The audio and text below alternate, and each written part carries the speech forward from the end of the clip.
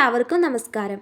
താൻ പാതി ദൈവം പാതി എന്ന് നമ്മുടെ ജീവിതത്തിൽ എപ്പോഴെങ്കിലും നമ്മൾ കേട്ടിട്ടുണ്ടാവും അല്ലേ? ഇതുകൊണ്ട് എന്താ ഉദ്ദേശിക്കുന്നത്? മനുഷ്യൻ്റെ പരിശ്രമവും ഈശ്വരൻ്റെ അനുഗ്രഹവും ഒരുമിച്ച് ചേരുമ്പോഴാണ് ജീവിതത്തിൽ അത്ഭുതങ്ങൾ സംഭവിക്കുന്നത് എന്നല്ലേ ഇതുകൊണ്ട് ഉദ്ദേശിക്കുന്നത്? എന്നാൽ ഈ അനാദി സത്യത്തെ അതിൻ്റെ പൂർണ്ണതയിൽ നമുക്ക് കാണിച്ചു തരുന്ന ഒരു യുഗപുരുഷനുണ്ട്. അതാരാണ്? നമ്മുടെ ശ്രീകൃഷ്ണ ഭഗവാൻ. അതെ, കുരുക്ഷേത്രത്തിൽ അർജുനന് ഗീതോപദേശം നൽകുമ്പോൾ ശ്രീകൃഷ്ണൻ വെളിപ്പെടുത്തിയതും അവിടുത്തെ ജീവിതം ഓരോ നിമിഷവും അടയാളപ്പെടുത്തിയതും ഈ പരമമായ സത്യമാണ്. ശ്രീകൃഷ്ണ ഭഗവാൻ എങ്ങനെയാണ് മനുഷ്യപ്രയത്നത്തെയും ദൈവിക അനുഗ്രഹത്തെയും സമന്വയിച്ച് നമുക്ക് വഴികാട്ടിയാകുന്നെന്ന് നമുക്ക് ഈ ദിവ്യയാത്രയിലൂടെ മനസ്സിലാക്കിയാലോ? നാം ഓരോരുത്തരും ചിന്തിച്ചേക്കാം അല്ലേ, നമ്മുടെ സാക്ഷാൽ ഭഗവാൻ ശ്രീകൃഷ്ണന് എന്തിനാണ് പരിശ്രമം എന്ന്.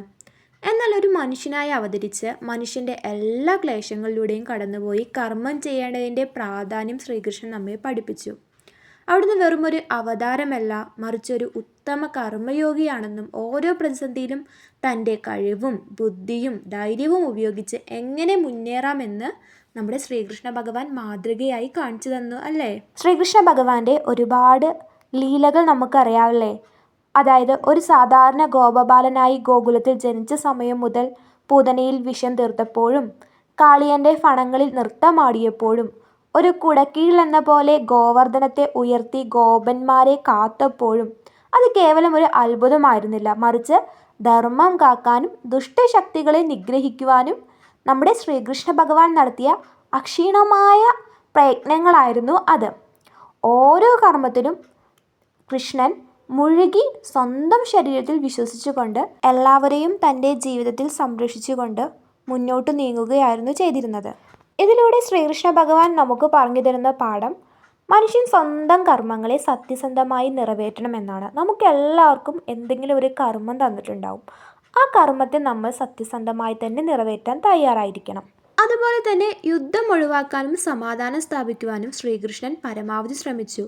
കൗരവസഭയിൽ ശ്രീകൃഷ്ണൻ ദൂതനായി പോയി സന്ധിക്കാനായി പലവട്ടം അഭ്യർത്ഥിച്ചു. ഇത് മനുഷ്യൻ്റെ ഭാഗത്തു നിന്നുള്ള പരമമായ പരിശ്രമമായിരുന്നു. ശ്രീകൃഷ്ണൻ്റെ വാക്കുകളിൽ സത്യവും ധർമ്മവും ഉണ്ടായിരുന്നു. കാരണം കർമ്മം ചെയ്യുക എന്നത് ഓരോ ജീവികളുടെയും കടമയാണ്. പ്രയത്നമില്ലാതെ ഫലമില്ല എന്നതാണ് ശ്രീകൃഷ്ണൻ സ്വയം മാതൃകയായി നമുക്ക് പറഞ്ഞു തരുന്നത്. ശ്രീകൃഷ്ണ ഭഗവാന്റെ സുഹൃത്ത് അർജുനൻ വിഷാദസാഗരത്തിൽ ആഴ്ന്നു പോയിരുന്നു അല്ലേ? ആ സമയത്ത് അർജുനന് വഴികാട്ടി വന്നത് നമ്മുടെ ശ്രീകൃഷ്ണ ഭഗവാൻ തന്നെയായിരുന്നു. കുരുക്ഷേത്രത്തിൽ അർജുനനോട് ശ്രീകൃഷ്ണ ഭഗവാൻ പറഞ്ഞു, കർമ്മണ്യേ വാധികാരസ്തേ മാ ഫലേഷു കഥാചന. എന്ന് വെച്ചാൽ കർമ്മം ചെയ്യാനുള്ള അവകാശം നിനക്കുണ്ട്, എന്നാൽ അതിൻ്റെ ഫലങ്ങളിൽ നിനക്ക് അവകാശമില്ല. കാരണം നമ്മുടെ കർമ്മമാണ് നമ്മുടെ പാതി. ആ പാതി നാം സത്യസന്ധമായും ആത്മാർത്ഥമായും നിറവേറ്റണം. ഫലത്തെക്കുറിച്ച് ചിന്തിച്ച് കർമ്മം ഉപേക്ഷിക്കരുത്. മനുഷ്യൻ തൻ്റെ കർമ്മപാതി നിറവേറ്റുമ്പോൾ അവിടെ ദൈവത്തിൻ്റെ പാതി എങ്ങനെ കടന്നു വരുന്നു എന്ന് ശ്രീകൃഷ്ണ ഭഗവാൻ തൻ്റെ ജീവിതത്തിലൂടെ നമ്മെ പഠിപ്പിച്ചു. നാം നടത്തുന്ന പ്രയത്നങ്ങൾക്ക് ഈശ്വരൻ്റെ അനുഗ്രഹം കൂടി ചേരുമ്പോഴാണ് അത് പൂർണ്ണതയിലെത്തുന്നത്. അവിടുത്തെ ഓരോ പ്രവൃത്തിയിലും ഈശ്വരൻ്റെ ദിവ്യയോഗം എങ്ങനെ നിറഞ്ഞു നിൽക്കുന്നു എന്ന് നമുക്ക് നോക്കാം. മനുഷ്യൻ എത്ര ശ്രമിച്ചാലും ചില കാര്യങ്ങൾ ദൈവഹിതത്തിന് അനുസരിച്ചേ നടക്കൂ. നമ്മുടെ ശ്രീകൃഷ്ണ ഭഗവാൻ ഭൂമിയിൽ അവതരിച്ചത് തന്നെ ഒരു മഹത്തായ നിയോഗം നിറവേറ്റാനായിരുന്നു. ധർമ്മ സംസ്ഥാപനം. ധർമ്മം ക്ഷയിക്കുമ്പോൾ അധർമ്മം വളരുമ്പോൾ ശ്രീകൃഷ്ണൻ യുഗം തോറും അവതരിപ്പിക്കുന്നു എന്ന് ശ്രീകൃഷ്ണൻ തന്നെ ഗീതയിൽ അരുൾ ചെയ്തിട്ടുണ്ട്. യഥാ യഥാ ഹി ധർമ്മസ്യ ഗ്ലാനിർഭവതി ഭാരത.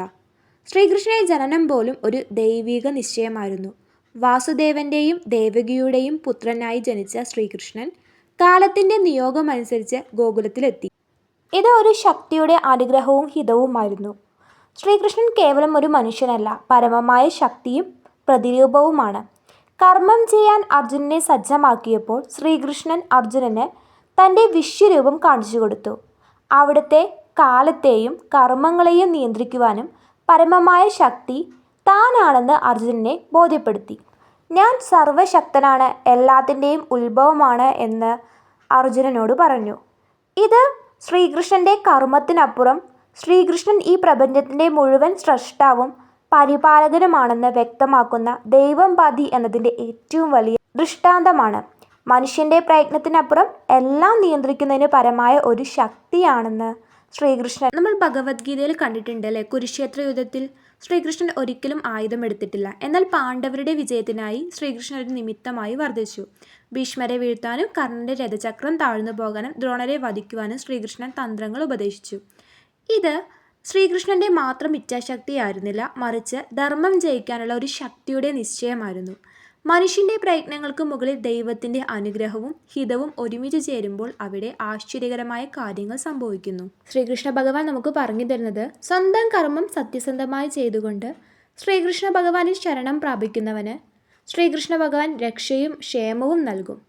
ഇത് ദൈവം പാതി എന്നതിൻ്റെ മനോഹരമായ ഉദാഹരണമാണ്.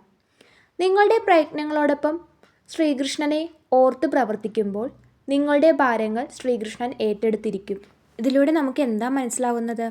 ശ്രീകൃഷ്ണ ഭഗവാന്റെ ജീവിതം താൻ പാതി ദൈവം പാതി എന്ന ചൊല്ലിൻ്റെ ഏറ്റവും വലിയ ഉദാഹരണമാണ് അല്ലേ? നാം നമ്മുടെ കടമകൾ ആത്മാർത്ഥതയോടെയും അർപ്പണബോധത്തോടെയും ചെയ്യുമ്പോൾ ഭഗവാന്റെ അനുഗ്രഹം നമ്മെ തേടിയെത്തും. നമ്മുടെ പ്രയത്നങ്ങളും ഭഗവാന്റെ അനുഗ്രഹങ്ങളും ചേരുമ്പോഴാണ് ജീവിതം സ്വാർത്ഥതമാകുന്നത്. അതുകൊണ്ട് നിത്യവും നമ്മുടെ കർമ്മങ്ങൾ ഭഗവാനെ സമർപ്പിച്ച് മുന്നോട്ടു പോകാം. ഫലത്തെക്കുറിച്ച് ആകുലപ്പെടാതെ കർമ്മങ്ങളിൽ മാത്രം ശ്രദ്ധ കേന്ദ്രീകരിക്കുക.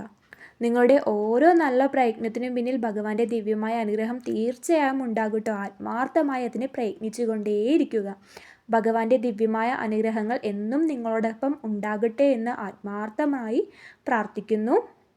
അപ്പോൾ ഈ വീഡിയോ ഇഷ്ടമായ ലൈക്ക് ചെയ്യുക, ഈ ചാനൽ സബ്സ്ക്രൈബ് ചെയ്യുക, എല്ലാവർക്കും ഷെയർ ചെയ്ത് കൊടുക്കുക. ശ്രീകൃഷ്ണ ഭഗവാന്റെ ലീലകളോ ഗീതോപദേശങ്ങളോ എന്തെങ്കിലും അറിയണമെന്നുണ്ടെങ്കിൽ, ശ്രീകൃഷ്ണ ഭഗവാനുമായി ബന്ധപ്പെട്ട് എന്തറിയണമെന്നുണ്ടെങ്കിലും നിങ്ങൾക്ക് കമൻറ്റ് ചെയ്യാവുന്നതാണ്.